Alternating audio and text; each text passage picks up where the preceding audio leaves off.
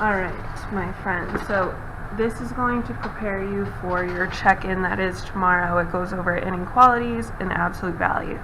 So inequalities, the root words here are in, that prefix means not, and equal means the same. So it is not equal. So for number 1, we have 3, 9, and -4, and we need to put that in an inequality, which is when we use the less than or greater than signs. So 3, 9, and -4. If I put that in least to greatest, I have my negative first is less than 3, which both are less than 9.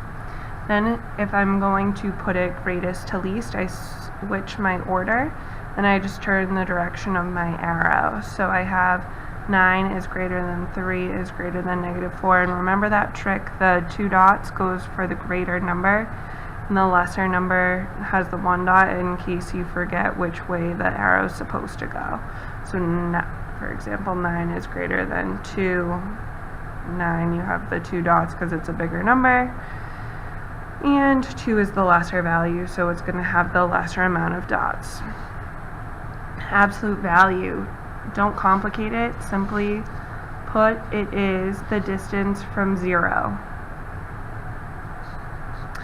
And 0 is its own opposite, so that is the only number that does not have 2 numbers that share an absolute value. Every other number does, but 0 does not because it's its own opposite. And if we're looking at number 7, we're turning -3, we're finding the absolute value. It's distance from 0. I have this little number line here, and I have 0, +3 is 3 units away, and -3 is 3 units away. We have that 1, 2, 3. So our absolute value of 3 is +3. It will always be a positive because the distance from 0, distance is always a positive. It's never a negative distance.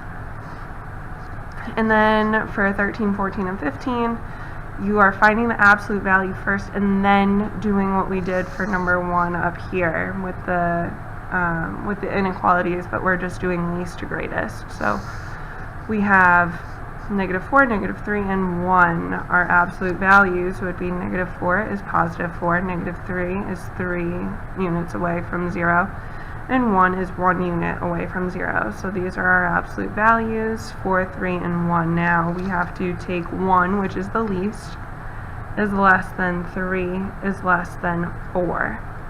And with that, you should be all set for the check-in tomorrow. I think you'll do great.